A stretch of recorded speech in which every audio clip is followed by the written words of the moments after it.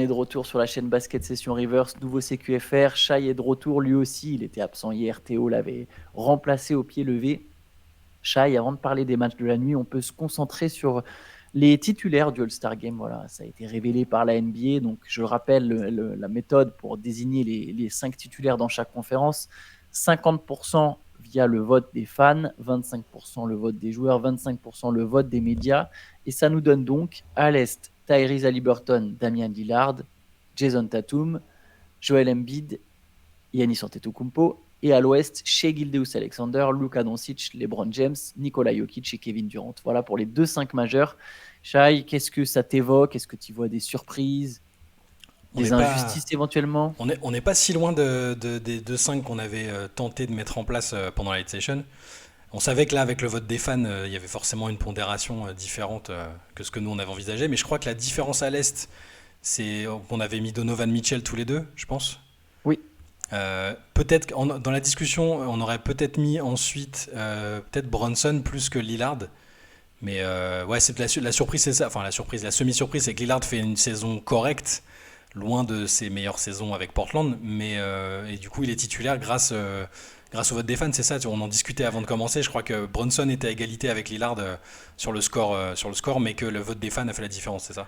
C'est ça, c'est Mm. exactement ça. Lillard, au final, il est nommé dans le 5 sans avoir terminé à l'une des 2 premières places d'aucun des votes. Il n'a pas fini dans le top 2 du vote des fans, il n'est pas top 2 dans le vote des médias ni des joueurs, mais Mm. bon, voilà, il est plutôt bien placé à chaque fois et ça lui offre la place dans le 5. Je trouve ça aussi assez surprenant. Je dirais que Bronson, Mitchell, les deux méritaient peut-être un peu plus que Lillard, mais bon.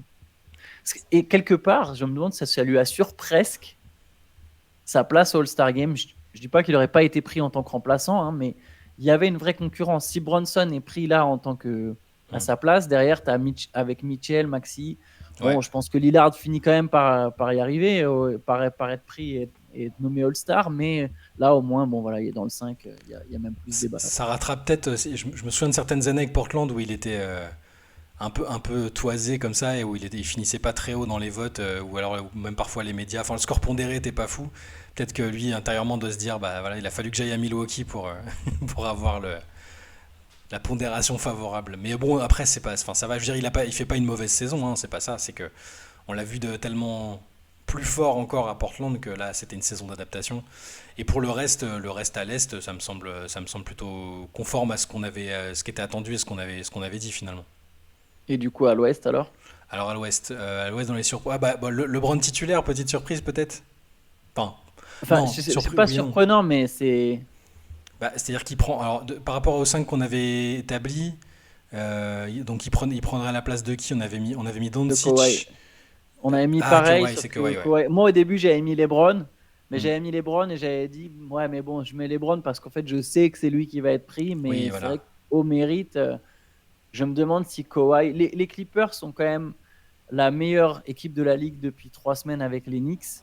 Même presque bientôt un mois. Ils sont remontés à la 4e place à l'ouest, alors que les Lakers, au Hmm. contraire, sont plus loin derrière.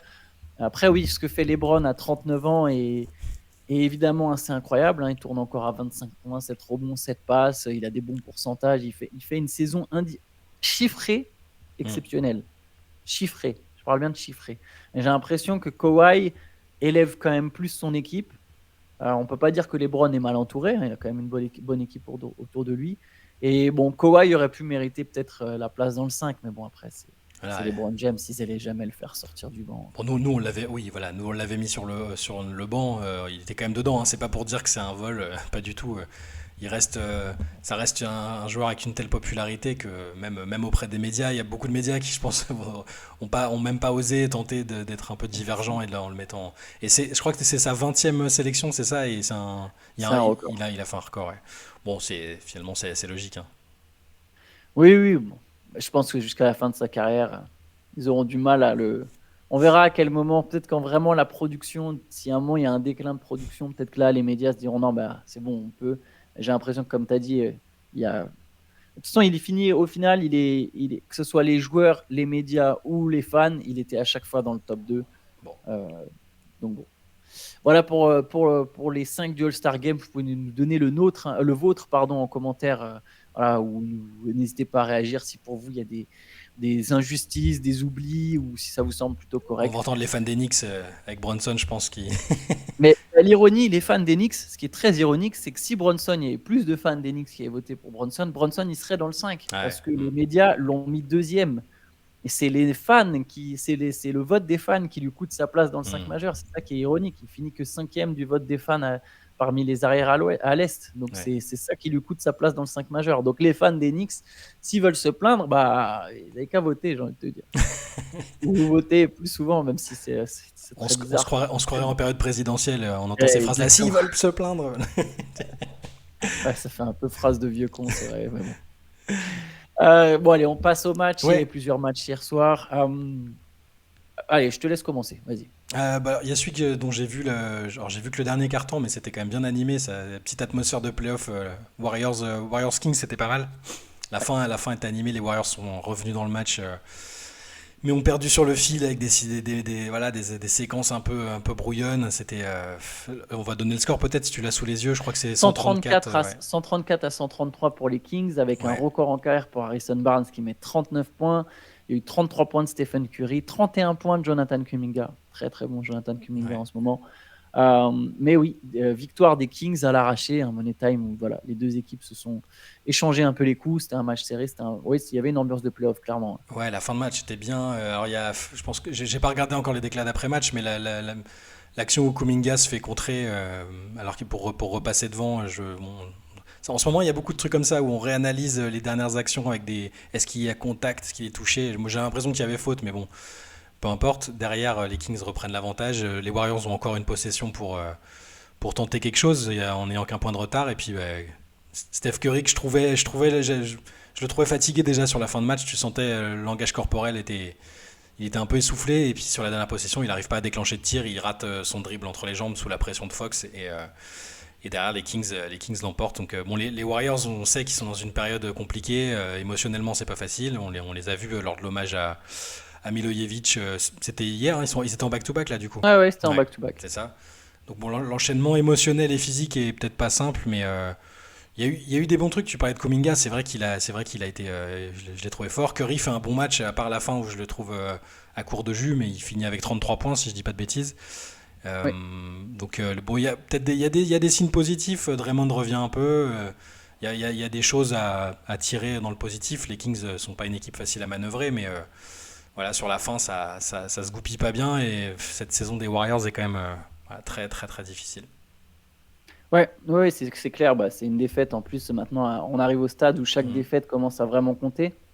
Mais je trouve, pareil, je disais déjà la veille que ça jouait mieux. Je trouve, pareil, il y a toujours du mieux. Il y a des erreurs qui coûtent cher. Le panier de Domantas Sabonis sur une remise en jeu. Alors, c'est très T'as bien raison, j'ai pas exécuté par les mentionné, ouais. Kings, mais c'est sur ça que Sacramento repasse devant. Mm. Golden State était au contrôle. C'est dommage à 22 secondes de la fin. Je pense que Stephen Curry il fait des mauvais choix. Lui-même a reconnu qu'il aurait dû appeler un temps mort à partir du moment où il a prise à deux. Moi, je me demande même s'il n'aurait pas pu faire cette action qu'ils ont l'habitude de faire. C'est-à-dire, ça part d'un pick and roll avec Draymond Green.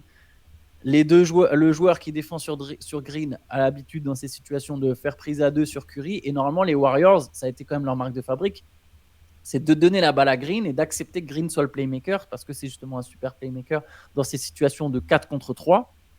Et Curry, il lâche pas la balle. Mm.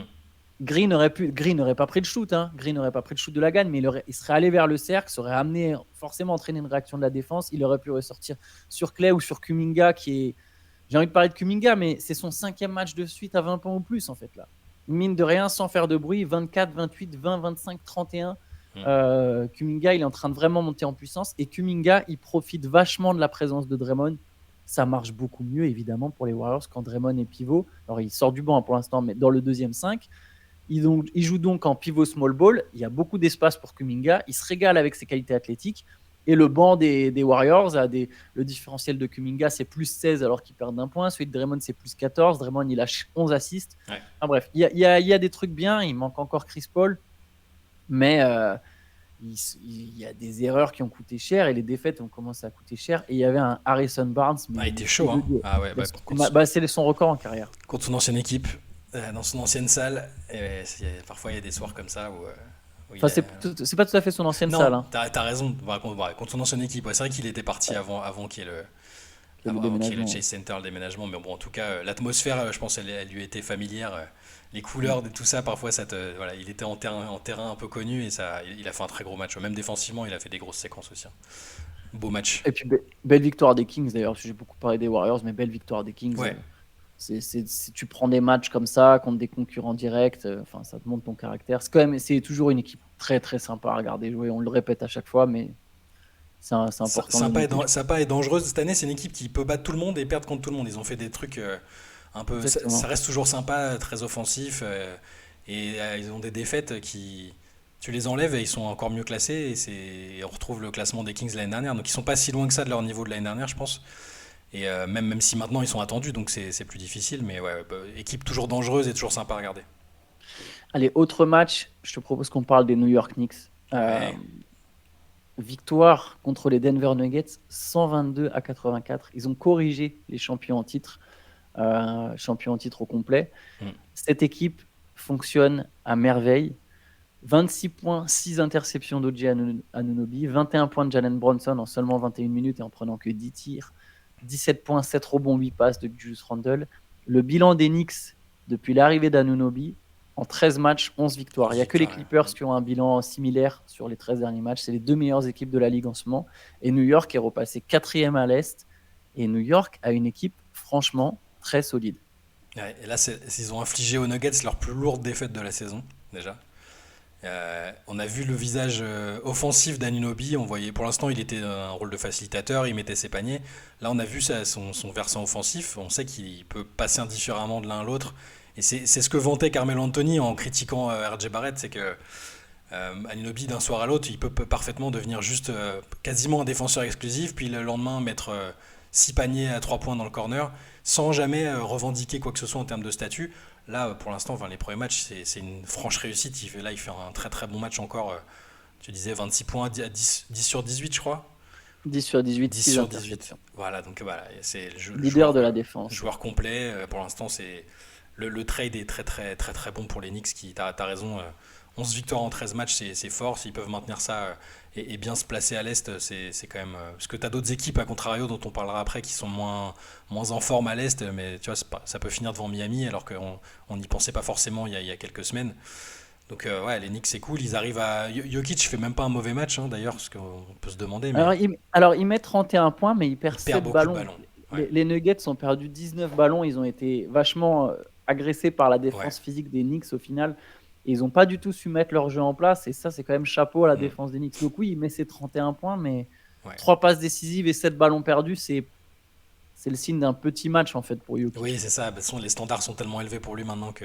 Mais ça fait plusieurs fois que cette année, Michael Malone quoi, pointe du doigt les pertes de balles et le côté un peu brouillon et que ouais, qu'on peut retrouver chez des équipes championnes. Les Warriors ont eu ces soucis-là aussi à un moment, au plus fort de leur domination. Et là, ça a été le cas. Les Knicks sont sans pitié. Tu peux pas. Enfin, c'est-à-dire, si t'es vraiment dans un soir sans là, les Knicks de cette version-là, c'est très très très solide.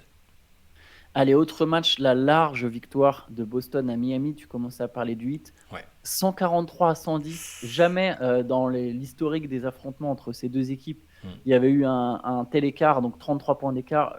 Les Celtics sont roulés sur le Heat. C'est la 5e défaite de suite du Heat. Ouais. On est à une défaite de leur plus mauvaise série depuis mars 2021. Ça se passe pas très bien depuis le retour de Jimmy Butler Mm. et Boston, qui est une équipe sans pitié, a roulé sur Miami. Le seul petit point noir, c'est la blessure de Kristaps Porzingis. Ouais, Porzingis, a priori, une petite entorse de la cheville. Faudra voir ce que ça donne, mais bon, c'est le petit point noir. Sinon, t'as raison, ils se sont baladés. À 3 points, ils ont été assez terrifiants aussi. Ils en ont mis 22, je crois. Ouais, 22 sur 40. Voilà, et le hit, c'est très très, ouais, c'est un peu fade insipide. Je reprends les termes de Carmelo Anthony. Là, ça manque de vie. L'arrivée de Terry Rozier a pour l'instant pas déclenché d'électrochoc. Là, il était titulaire cette nuit. Il n'y a pas 7 points, 3 passes, moins 28 de différentiel. Et Jimmy Butler, depuis son retour, est un peu. Ouais, t'as l'impression qu'il est pas à fond, que l'équipe.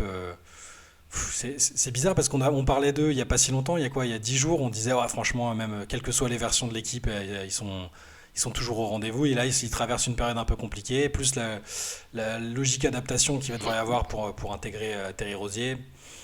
Il leur manque toujours un joueur ou deux par-ci par-là. C'est une mauvaise phase. Faut voir si c'est amené à durer ou s'ils vont réussir, comme d'hab, à se relever avec, euh, avec brio.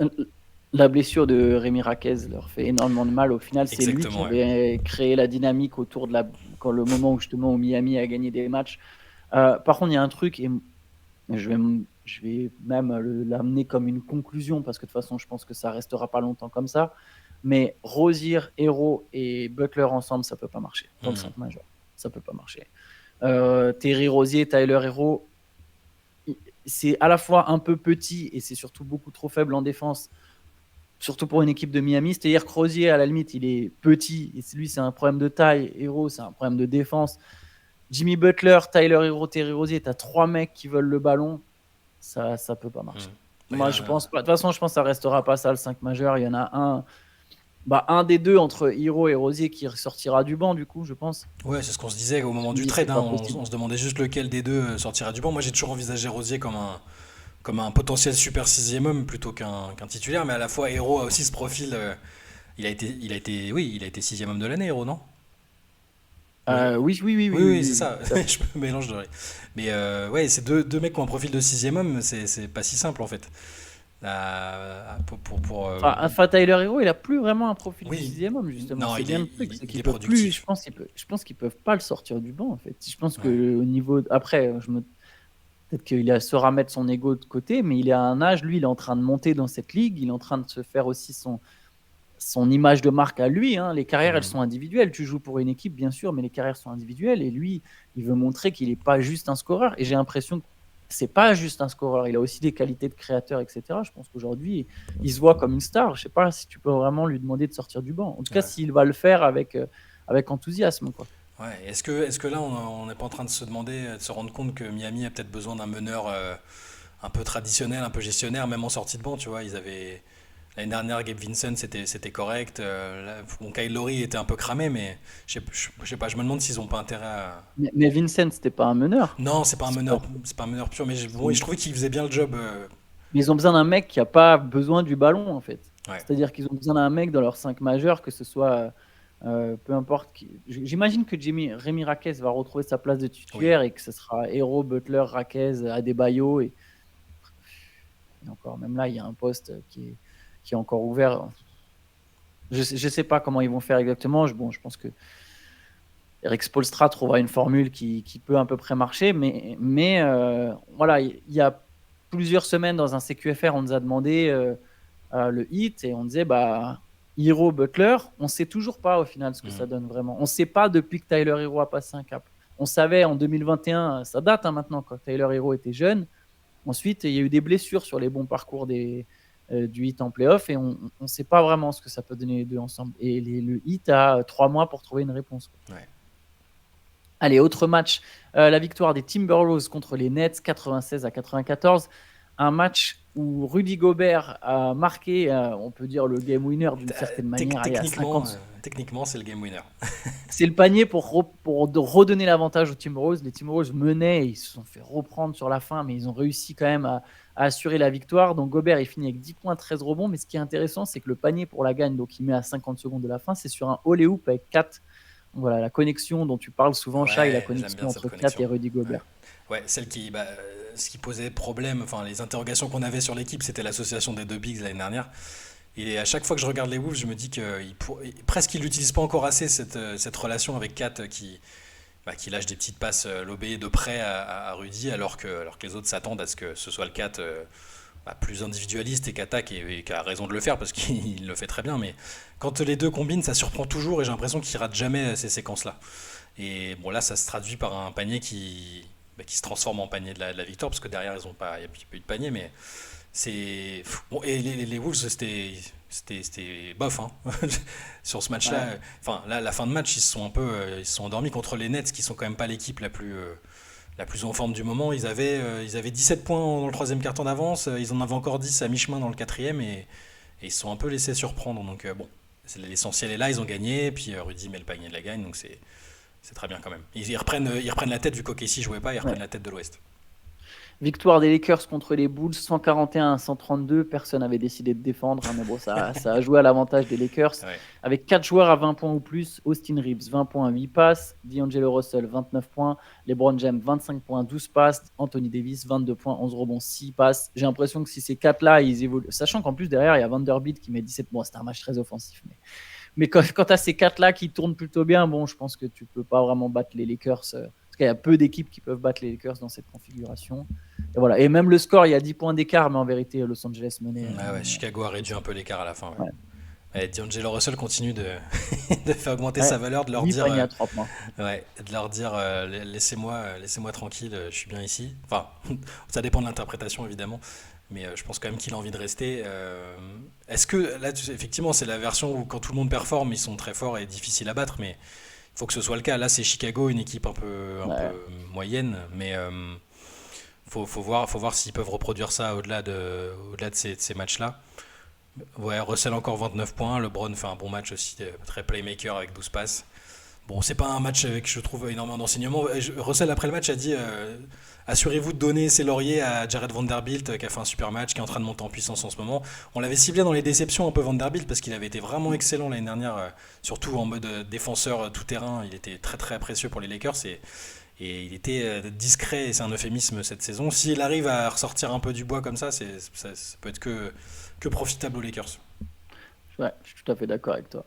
Les Pacers ont battu les Sixers 134-122. C'est quand même une belle victoire pour Indiana parce qu'il n'y a toujours pas d'Haliburton, mais il y a le match référence de Pascal Siakam depuis son arrivée à Indiana. 26 points, 13 rebonds, 10 passes. Et une victoire contre les Sixers où Joel Embiid était présent. Elle a mis 31 points. Mais donc, belle victoire d'Indiana à domicile. Indiana qui fonctionne bien contre les grosses équipes. Je ne sais pas si tu as remarqué C'est ça vrai, cette ouais. saison. Ils ont quand même battu plusieurs fois Boston, Milwaukee, la Philadelphie. Donc, plutôt une équipe qui arrive à jouer les cadors de la conférence Est. C'est encourageant ça en vue des playoffs. Parce que de toute façon, il va y avoir. Je pense que les Pacers n'auront pas l'avantage du terrain. Donc, c'est plutôt bien de se tester contre ces équipes-là. Et alors, est-ce que Haliburton était encore au bord du terrain, habillé comme un Peaky Blinder, comme au match précédent? Ça, je me demandais. J'ai pas fait gaffe. T'as pas vu? Super style. Mais oui, non, première victoire pour Pascal Siakam en tant que joueur des Pacers. Il a attendu C'est d'affronter leur un. première victoire, j'avais pas fait gaffe. Alors, C'est leur avec, première victoire. avec Siakam, il a joué, c'est son deuxième match, je crois. Oui, oui, non, leur première. Oui, c'est ça. Oui, c'est quatrième. Ah oui, t'as raison, ils avaient perdu 3 matchs de suite. J'ai Ouais, même pas fait gaffe c'est que ça. c'était leur première victoire avec Siakam. Donc, il leur a fallu un gros match. Il a fallu le MVP sortant en face pour que ça. Et sans Haliburton, encore une fois, tu as raison de le souligner. Les Pacers toujours prêts à surprendre. Il faudra avoir en playoff. Bon, en playoff, si tu défends pas, c'est compliqué, mais ils peuvent faire un premier tour assez divertissant, je pense, quelle que soit l'issue. Même si c'est un sweep, ça peut être assez drôle quand même. Oui, je suis d'accord avec toi. Je pense pas qu'ils se feront sweeper d'ailleurs, quelle que soit Non. l'équipe qu'ils affrontent. Ouais. Mais t'as raison, ça sent une équipe qui sera assez marrante à voir jouer. Ouais. Allez, dernier match de la nuit, c'était la victoire du Jazz contre les Wizards. Donc, c'était pas le match le plus intéressant. Victoire 123-108, 29 points de Lauri Markkanen. Bilal Coulibaly a pas fait un très bon Non. match du côté de Washington. Il a raté tous ses tirs, il finit à 0 sur 5. Il accuse un petit peu le coup ces derniers temps. Alors, il vole 3 ballons, hein, mais voilà, au niveau de les stats offensives, là, ça Hmm. patine un peu sur les 2 derniers matchs. Pourtant, le temps de jeu est toujours là, hein. Là, il joue 29, je crois. Ouais, il joue Ouais, quasiment une 29 demi-heure. minutes, ouais. Le Ouais, temps, le, 29 le- minutes. le temps de jeu est globalement là, mais ouais, l'efficacité offensive est un peu moins présente. Je veux dire, quand tu regardes le match, c'est toujours un mec actif. Il se planque pas, mais forcément, il est aussi jugé sur les petits shoots qu'il peut avoir dans le corner. Donc bon, après, c'est Washington. C'est Washington qui vient de changer de coach en plus. Enfin, qui a Oui. viré, placardisé ou réorienté Wes Unseld Jr. qui va travailler au sein du front office. Bon, je pense que c'est plus parce que c'est le fils d'une légende de la franchise et qu'ils n'allaient pas le virer comme ça fait un peu mauvais genre. Parce que le garder au sein de la franchise, c'est mieux. Et donc ils vont finir avec un intérimaire jusqu'à la fin de la saison avant de chercher quelqu'un qui guidera le projet après. Ce qui est pas illogique parce qu'on sait que ça va Ouais. bouger. Enfin, là, tout le monde est transférable sauf Bilal Koulibaly, c'est ce qui a été dit ces derniers jours. Donc là, je crois que c'est Chris Kiff qui est intérimaire, donc ça va être comme ça jusqu'à la fin de la saison. Donc ne vous attendez pas à beaucoup de victoires et de belles soirées pour les Wizards. On finit dernier à l'Est. Voilà, ton pronostic de Détroit qui peut ne pas finir dernier à l'Est, je pense a de bonnes chances de se matérialiser. Peuvent même peut-être transférer. Du coup, les changements, ça ouvre même peut-être encore plus la porte à un éventuel transfert de Kyle Kuzma ou Tyus Jones, Ouais. voire même Jordan Poole Ah bah là d'ici la deadline. ils sont tous disponibles, hein, donc même les Ouais, Avdia, enfin ceux qui ont encore une valeur et une valeur intéressante sur le marché, tout le monde est tradable, donc ça peut être la grande braderie avant la deadline. si j'étais eux, je transférerais pas Avdia. Parce Moi que non c'est plus. le genre de joueur, il a que 20, il va avoir 24 ans, donc il est quand même assez jeune. Et tu peux dire que si ton équipe elle remonte la pente, par exemple dans 3 ans, quand il en aura 27, ça peut être typiquement un role player très Mhm. intéressant à côté. Donc là, ils auront un top pick, a priori, ou en tout cas un joueur Ouais, drafté dans les deux ouais, ouais. trois premiers, sans doute l'année d'après aussi. Et là, c'était potentiellement tes deux stars, Bilal, Avdia. Tu peux essayer de compléter autour, voir qui signer des vétérans à un moment. Voilà, les Wizards se mettent dans une position où à un moment, il y aura peut-être quand même moyen de faire quelque chose. Ça dépendra évidemment de la draft. Mhm. Mais voilà. Imagine, tu draftes Alex Sarr, Cooper Flag, tu rajoutes Bilal Koulibaly, Denis Avdia. C'est un scénario rêvé, je pense, pour les Wizards, mais tu aurais une équipe plus que Je suis correcte. partagé entre ton scénario qui me semble très bien du point de vue des fans des Wizards et l'envie de voir directement Avdia partir quelque part dans une équipe plus compétitive vu que je pense qu'il est prêt, enfin il est déjà prêt pour être un bon role player quelque part C'est dans sûr. une meilleure équipe. Bon, on verra. Yes. Allez, on va se laisser là-dessus. On va se donner rendez-vous de toute façon demain pour le sixième CQFR de la semaine, celui où on répond à toutes vos questions. Vous pouvez encore peut-être à la deadline et peut-être passer, mais pour la semaine d'après, sachez que l'adresse c'est cqfr.rivers@gmail.com. Théo sélectionne vos questions et on y répond. Vous connaissez maintenant le drill. Et bah, écoutez, bonne journée, bon week-end à tous. Bonne journée. Ciao, ciao. Ciao.